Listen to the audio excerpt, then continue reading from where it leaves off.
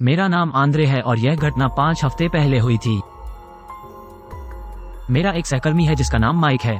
वो एक बहुत ईर्ष्यालु व्यक्ति है जो सोचता है कि वो हम सबसे बेहतर है, भले ही वो कुछ भी काम न करे। जब हम उससे बात करते हैं तो वह इसे पसंद नहीं करता है, लेकिन उम्मीद करता है कि वो जो कहना पसंद करता है उसमें हमारी दिलचस्पी हो। अब कहानी पर। मैं एक कंपनी के लिए काम करता हूं जिसके लिए मुझे सुबह 2 बजे उठना पड़ता है और सुबह 5 बजे निकलने की तैयारी करनी पड़ती है, इसलिए जागना कुछ ऐसा नहीं है जिसका मैं प्रशंसक हूं। लेकिन मुझे एक स्थिर तनख्वाह मिलती है तो ये ठीक है। हालांकि माइक को हर किसी की तरह तनख्वाह नहीं मिलती है। उसे 5% कम मिलता है क्योंकि वह कोई काम नहीं करता है, इसलिए वह अपना क्रोध हम पर उतारता है।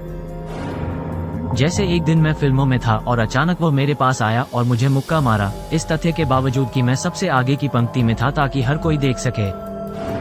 एक और बार मैं बार में डार्ट्स खेल रहा था और अचानक वह आया, एक डार्ट पिन पकड़ा और मुझे इसके साथ वार करने की कोशिश की।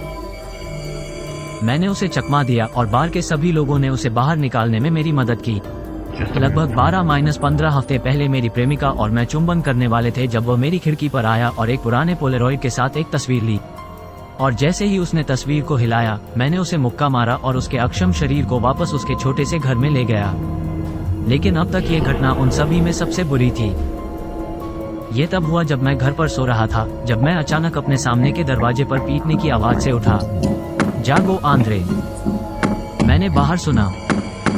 मैं उस आवाज को जानता था, यह मेरे दरवाजे पर माइक था। मैंने सुना जो मैंने सोचा था कि मेरे सामने के दरवाजे पर एक मोटरसाइकिल की तरह लग रहा था, लेकिन इसके बजाय मैंने देखा कि यह एक चेनसॉ था। अब मैं तुम्हें मरते हुए देख रहा हूँ, माइक ने दूसरी तरफ से कहा। मैं अपनी एयरसॉफ्ट राइफल लेने के लिए और ठीक समय पर बोल पड़ा। जब वो अंदर घुसा तो मैंने उसे गोली मार दी, पहले पैर में, फिर आंख में। फिर मैं पुलिस को बुलाने के लिए दौड़ा, लेकिन माइक अभी भी अपने दोनों पैरों पर खड़ा था। तो उसने मेरे बाएं हाथ से मांस का एक टुकड़ा काट लिया। मैं चिल्लाया, लेकिन फिर भी मुड़ने और उसके निजी क्षेत्र में 2 बार गोली मारने में कामयाब रहा। वो जमीन पर गिर गया और मैं पुलिस को बुलाने में सक्षम हो गया। माइक को गिरफ्तार कर लिया गया और मैंने तुरंत दूसरे राज्य के लिए फ्लाइट बुक कर ली। उड़ान के बाद मुझे पुलिस से एक कॉल आया कि माइक ने मुझे मारने के लिए आने से पहले एक अन्य सहकर्मी को मार डाला, और यह कि उसने सिर्फ 2 से ज्यादा कई लोगों को मारने की योजना बनाई थी। हर सुबह मैं बाहर देखता हूँ और भगवान का शुक्र है कि मैं बच गया, क्योंकि मुझे नहीं पता कि अगर मैं उस रात नहीं उठा होता तो क्या होता।